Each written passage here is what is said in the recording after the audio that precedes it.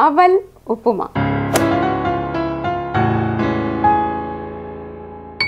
Hi, hello, வணக்கம். தோசை பீஸை உங்களை அன்புடன் வரவேற்கிறது. நான் கான்ஸ்டன்ட் ஜெயக்குமார்.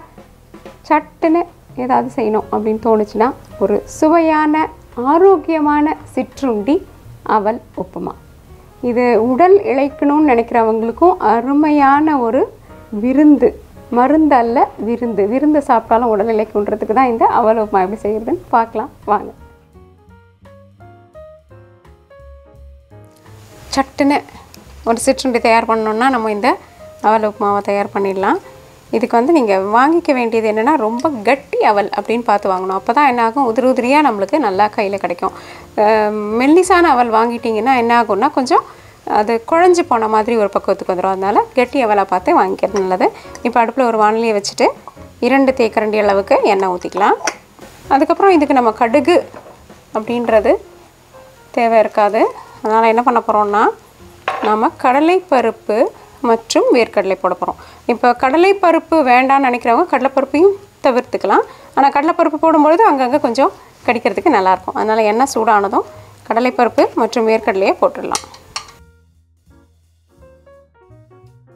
பார்த்திங்களா, இதுதான் வந்து கட்டியான அவல். இந்த அவலை லேசாக தண்ணியில் ஒரு 2-3 தடவை நம்ம சாப்பாட்டுக்கு அரிசி கழுவுவோமே, அதே மாதிரி இந்த அவலை வந்து அரிசி கழுவுற மாதிரி கழுவி எடுத்துக்கலாம். இதை ஊற வைக்கணுன்ட்டு இல்லை, அரிசி கழுவுற மாதிரி கழுவி எடுத்துக்கலாம். இந்த பருப்பு லேசாக வறுபட்டதும் நம்ம என்ன பண்ணுறோம், பச்சை மிளகாய், இஞ்சி மற்றும் கருவேப்பிலை இது கூட சேர்த்துடுறோம்.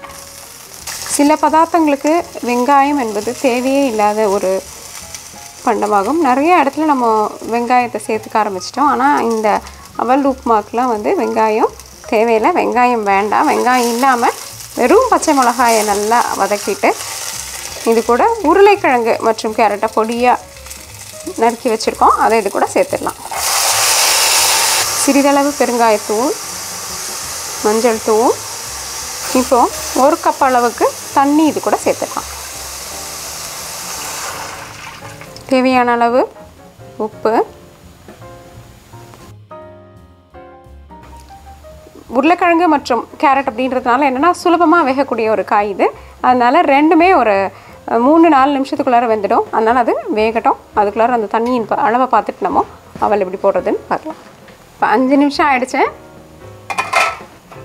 பார்த்திங்களா, தண்ணி இவ்வளோ இருக்குது. நம்ம ஓரளவு தண்ணி ஊற்றிருக்கோம். அதில் இந்த காய் ரெண்டுமே வெந்து நல்லா வெந்திருக்கு. இப்போது நம்ம என்ன பண்ணலான்னா, இந்த அவல் எடுத்து இது கூட போட்டுடலாம். கழுவி வச்ச அவல் இது. தேங்காய் பூ பிடிக்கும் அப்படின்னு நினச்சிங்கன்னா தேங்காய் பூ போடலாம். ஆனால் பொதுவாக இதுக்கு நம்ம வேர்க்கடலை மற்றும் இந்த உருளைக்கிழங்கெல்லாம் போடுறதுனால தேங்காய் பூ வேணும்ன்ட்டு இல்லை. ஆனால் தேங்காய் பூ பிடிச்சவங்க தேங்காய் பூ கொஞ்சமாக இதில் சேர்த்துக்கலாம். தேங்காய் பூ பிடிச்சவங்களுக்காக கொஞ்சோண்டு தேங்காய் பூ.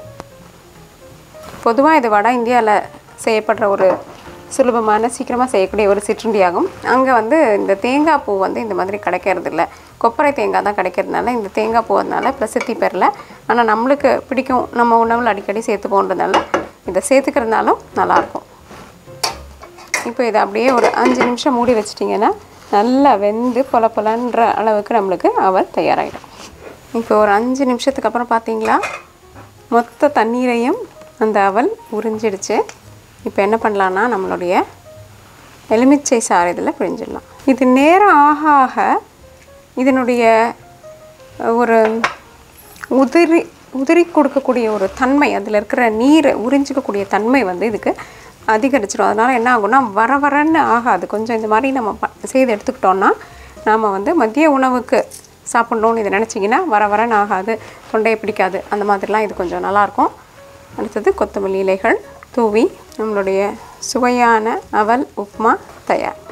சட்டுன்னு ஒரு சிற்றுண்டி செய்யணுன்னா நம்ம நேரடியாக இந்த அவலை எடுத்து செய்து பார்த்து நம்மளுடைய விருந்தாக இதை உபயோகப்படுத்தலாம். அருமையான இந்த அவல் உப்புமா நொடியில் தயாராகிடும். அதே நேரத்தில் ஆரோக்கியத்திற்கு ரொம்பவே நல்லது. செய்து பார்த்து உங்கள் கருத்துக்களை எங்ககிட்ட பகிர்ந்துக்காங்க. தோசை டு பீட்சா என்றென்றும் உங்கள் நாவிற்கும் வயிற்றிற்கும் நல்லதொரு சுவை. இந்த வீடியோ உங்களுக்கு பிடிச்சிருந்தா லைக் ப்ரெஸ் பண்ணுங்கள். தோசை டு பீஸாக்கு மறக்காமல் சப்ஸ்கிரைப் பண்ணுங்கள். மற்றும் உங்களோட நண்பர்கள் உறவினர்களுக்கு தோசை டு பீஸாவின் லிங்கை கொஞ்சம் அனுப்பி கொடுங்க. தோசை பீஸா வளர்வதற்கு உறுதுணையாக நில்லுங்கள். நன்றி, வணக்கம்.